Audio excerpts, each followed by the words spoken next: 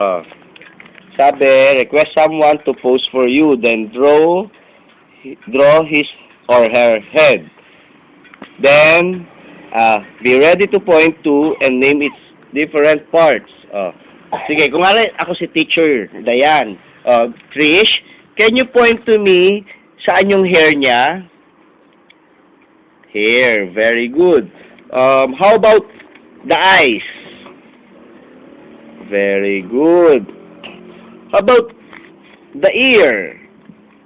Ear, yes. Where is his tongue? Tongue, very good.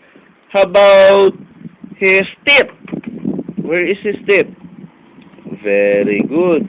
And lastly, last two more. Where's the mouth? Mouth.